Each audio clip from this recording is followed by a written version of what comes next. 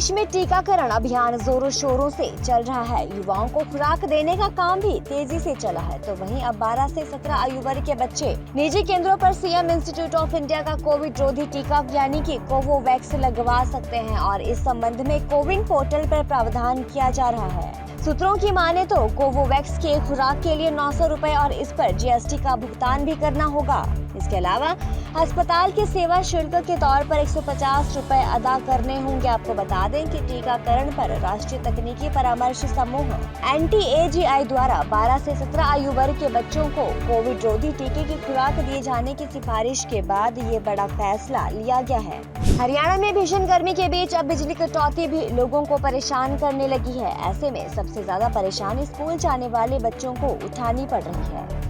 इसी समस्या को ध्यान में रखते हुए हरियाणा सरकार ने स्कूल टाइमिंग में बदलाव करने का बड़ा फैसला किया है। जी हां, सोमवार को 4 मई से सभी कक्षाओं के लिए स्कूलों के समय में बदलाव करने का फैसला किया गया है। हालांकि इस फैसले से स्कूल के समय में बदलाव से बच्चों को यकीनन बड़ी राहत मिलने वाली है। दरअसल हरियाणा सरकार ने सोमवार को 4 मई से सभी कक्षाओं के लिए स्कूलों के समय में बदलाव करने का फैसला किया है। इस दौरान सरकारी स्कूल और प्राइवेट दोनों ही अब सुबह 7 बजे से शुरू होंगे और दोपहर तक खत्म होंगे। इस मामले में अतिरिक्त मुख्य सचिव महावीर सिंह ने आदेश जारी कर बताया है कि पूरे प्रदेश में प्रचलित भीषण गर्मी की स्थिति के कारण ये फैसला लिया है कि सभी स्कूलों के समय में 4 मई से बदलाव किया जाएगा। तो वहीं ये फैसला प्रदेश में शिक्षक संघ द्वारा मुख्यमंत्री और शिक्षा मंत्री को लिखे पत्र के बाद आया है, जिसमें उन्होंने भीषण गर्मी और लंबे समय तक बंद रहने के मद्देनजर स्कूल के समय को बदलाव करने का आग्रह किया है। दिल्ली में केजरीवाल सरकार ने दिल्ली के सरकारी स्कूलों के बच्चों के लिए एक बड़ी सौगात दी है। जी हाँ, दिल्ली के सरकारी स्कूलों के बच्चों को अब फ्रेंच भी सीखने को मिलेगी। इसके लिए दिल्ली की केजरीवाल सरकार ने the French institute in India के साथ समझौता किया है। फ्रांस के एम्बेसी के सहयोग से Delhi board of school education ने MOU किया है। अब राजधानी दिल्ली के सरकारी स्कूलों में फ्रेंच भाषा भी सिखाई जाएगी। इसके लिए दिल्ली सरकार के Delhi board of school education ने इंस्टीट्यूट फ्रांसेस एन इंडे के साथ समझौता किया है। दिल्ली सरकार की तरफ से उप मुख्यमंत्री और शिक्षा मंत्री मनीष सिसोदिया और भारत में फ्रांस के राजदूत इमैनुअल लेनिन की उपस्थिति में सोमवार को एक समझौता किया गया है। देश में जहां ईद हर्षोल्लास से मनाई जा रही है, तो वहीं जम्मू कश्मीर के अनंतनाग में ईद की नमाज के बाद एक मस्जिद के बाहर सुरक्षा बलों को निशाना बनाया गया है।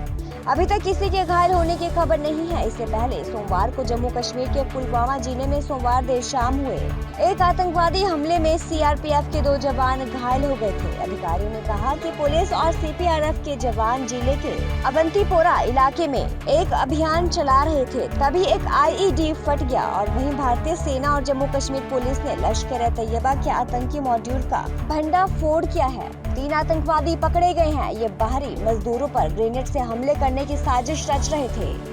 ईद उल फितर की नमाज के बाद कुछ असामाजिक तत्वों ने आजाद कश्मीर के नारे लगाए। इसके बाद सुरक्षा बलों ने दखल दिया तो उन प्रदर्शनकारियों ने उन पर पत्थरबाजी की। फिलहाल स्थिति नियंत्रण में है और इलाके में सुरक्षा बढ़ा दी गई है। जर्मनी यात्रा के बाद आज प्रधानमंत्री नरेंद्र मोदी डेनमार्क की राजधानी कोपेनहेगन पहुंचेंगे। इस दौरान पीएम मोदी डेनमार्क के प्रधानमंत्री के साथ मुलाकात भी करेंगे। साथ ही प्रतिनिधिमंडल स्तर की वार्ता भी होगी। समझौता ज्ञापन का आदान प्रदान भी होगा। इसके बाद पीएम मोदी व्यापार गोलमेज सम्मेलन में भी हिस्सा लेंगे और रात के खाने के लिए क्वीन मार्गरेथे से मुलाकात करेंगे। आपको बता दें कि पीएम मोदी अपनी यूरोपीय यात्रा का पहला दिन जर्मनी में बिताया था। जर्मनी में पीएम मोदी ने IGC के 6ठे पूर्ण सत्र के सह अध्यक्षता भी की थी। पीएम मोदी ने जर्मन चांसलर ओलाफ शॉल्ज के साथ अंतर सरकारी परामर्श के 6ठे पूर्ण सत्र की सह अध्यक्षता भी की थी। इस बार गर्मी अपना भयानक रूप दिखा रही है। तो वहीं सोमवार को राष्ट्रीय राजधानी दिल्ली में अधिकतम तापमान 40.8 डिग्री सेल्सियस दर्ज किया गया है। गर्मी के बीच राष्ट्रीय राजधानी में बिजली की मांग बढ़ गई है। तो वहीं सोमवार को बिजली की अधिकतम मांग बढ़कर 6194 मेगावाट हो गई। ये आंकड़ा मई के पहले हफ्ते में अब तक का सबसे अधिक है। इससे पिछले महीने की बात की जाए तो अप्रैल में बिजली की मांग पहली बार 6000 मेगावाट से भी ज्यादा हो गई। भीषण गर्मी के बीच अप्रैल के आखिरी हफ्ते में ये आंकड़ा कई दिन 6000 मेगावाट से ज्यादा था। दिल्ली के real time data state load dispatch centre के मुताबिक सोमवार को दिल्ली की अधिकतम मांग 6194 मेगावाट थी। जबकि एक दिन पहले ये मांग 6048 मेगावाट थी। कोरोना वायरस की बढ़ती रफ्तार ने नई लहर का संकट पैदा कर दिया है। देश में कोरोना के मंगलवार को 2500 से ज्यादा मामले सामने आए हैं। हालांकि एक राहत भरी खबर ये भी है कि ये मामले कल के मुकाबले काफी कम हैं। देश में 18.7% मामले कम हुए हैं। जी हां, स्वास्थ्य मंत्रालय के अनुसार देश में पिछले 24 घंटों में कोरोना के 2568 नए मामले सामने आए हैं, जो कल की तुलना में 18.7% कम है। लेकिन कोरोना से 20 नए लोगों की जान भी चली गई है। ताज़ा आंकड़ों के अनुसार सबसे ज्यादा मरीज दिल्ली में सामने आए हैं, उसके बाद दूसरे राज्य आते हैं। दिल्ली में सबसे ज्यादा 1076 नए मरीज मिले हैं, जबकि हरियाणा में 439 मरीज मिले हैं। हरियाणा तो दिल्ली से सटा हुआ है। वहीं केरल में 250 नए मरीज सामने आए हैं। और अगर बात की जाए उत्तर प्रदेश की, तो देश का सबसे बड़ा राज्य, वहां पर सिर्फ 193 नए मामले सामने आए हैं।